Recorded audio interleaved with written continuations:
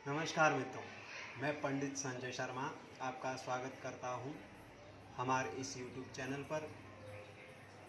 कृपया आप लोगों से अनुरोध है कि हमारे इस चैनल को ज़्यादा से ज़्यादा सब्सक्राइब करें, लाइक करें और शेयर करना बिल्कुल न भूलें।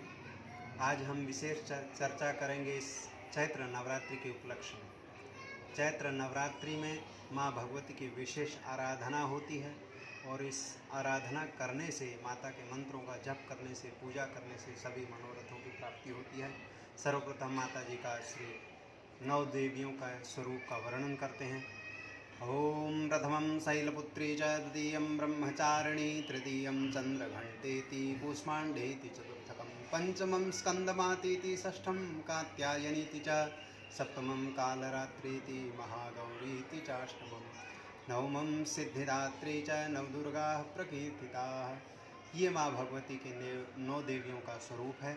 इसमें सर्वप्रथम माता शैलपुत्री का ध्यान किया हमने।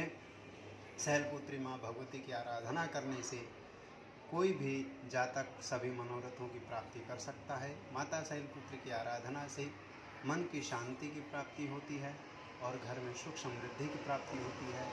इस दिन जातक लाल वस्त्र धारण करके माँ भगवती के बीज मंत्र का जाप करके माँ भगवती की आराधना कर सकता है। द्वितीय दिवस में नवरात्रि के दिन माँ ब्रह्मचारिणी की विशेष आराधना होती है। इस दिन व्यक्ति गहरे नीले वस्त्र धारण करे और माँ भगवती के बीज मंत्र के साथ में ओम श्रीं अंबिकाई नमः इस मंत्र का जाप करें, जिससे माँ भगवती की कृपा आपको प्राप्त होगी। इससे आपको रोगों की शांति में बड़ी सहायता मिलेगी। तीसरे दिन माँ भगवती के चंद्रघंटा स्वरूप की आराधना की जाती है। इस दिन जातक पीले वस्त्र धारण करके माँ भगवती की आराधना करें। सुबह माँ भगवती की पूजा करें और सर्वा बाधा प्रशमनम त्रैलोक्य शाखिलेश्वरी एवमेव त्वया कार्यमस्मद्वैरी विनाशनम इस मंत्र का जाप करें, जिससे माँ भगवती की विशेष कृपा आपको जरूर प्राप्त होगी। इससे हमारे जीवन में होने वाली दुर्घटनाओं से आपको मुक्ति मिलेगी। और चौथे रूप में माँ भगवती का कुष्मांडा स्वरूप का वर्णन किया गया है। इस दिन जातक हरे रंग का इस्तेमाल कर सकते हैं, हरे रंग के वस्त्र धारण करें। माँ भगवती का श्री अंबिकाय नमः, ओम ऐं ह्रीं क्लीं चामुंडाय विचे इस मंत्र का भी जाप कर सकते हैं।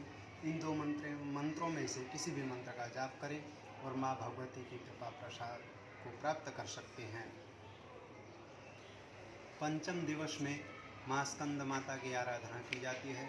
इस दिन कोई भी उपासक माँ भगवती के गहरे हरे रंग वस्त्र धारण करके माँ भगवती की उपासना करें और यहाँ पर रोग की शांति के लिए माँ भगवती की आराधना की जाती है।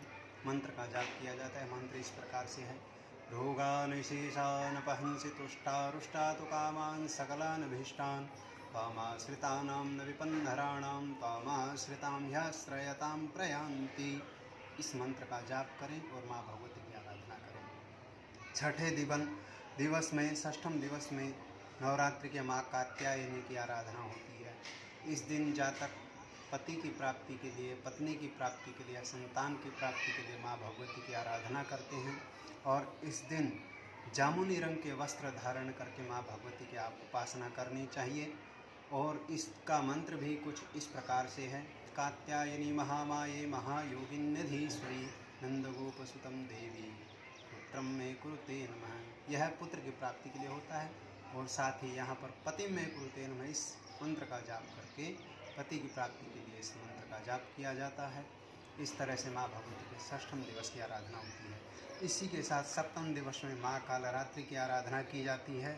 इस दिन ग्रे रंग के धुएं जैसा रंग, जो धूमिला रंग होता है, इस रंग के वस्त्र धारण करने चाहिए और इस तरह माता की आराधना करनी चाहिए। इस दिन रोग शांति के लिए, जैसे चेचक जैसी भयानक बीमारियों की शांति के लिए माँ भगवती की आराधना की जाती है और इसके मंत्र भी कुछ इस प्रकार से हैं। कात्यायनी महामाये, जैसे हमने षष्ठम दिवस की माता की हमने आराधना की थी, इसी प्रकार से माता के कालरात्रि स्वरूप का अलग मंत्र है। यह मंत्र इस प्रकार है।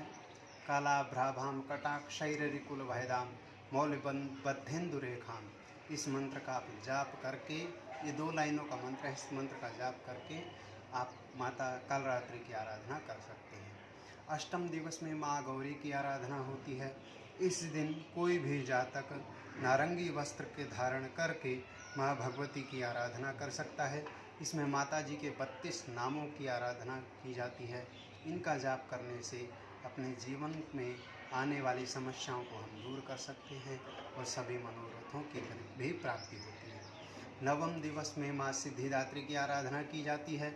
इस दिन सिद्धिदात्री के सभी मंत्रों में सर्वा बाधा विनिर्मुक्तो धन धान्य सुतान्वितः मनुष्यो मत प्रसादेन, इस मंत्र का जाप करते हैं तो इंसान की किसी भी व्यक्ति की सभी समस्याओं से मुक्ति मिलती है और हमारे जीवन में आने वाली परेशानियों से हमें मुक्ति मिलती है और सभी मनोरथों की भी प्राप्ति होती है।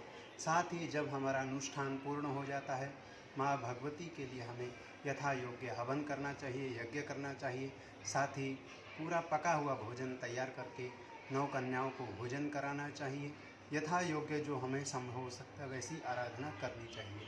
और अंत में जैसे हमने 9 दिन के लिए जवारी बीजी थी, उसकी भी हम पूर्णता कर सकते हैं। ये माँ भगवती के 9 दिन की उपासना का संक्षिप्त में वर्णन किया है। साथ ही आप हमारे इस YouTube चैनल को लाइक करें, सब्सक्राइब करें, शेयर करें और हम अगले वीडियो में आपके लिए लेके आएंगे एक विशेष महत्व के साथ में, एक विशेष महत्व के ऊपर हम चर्चा करेंगे। तब तक के लिए जय माता दी।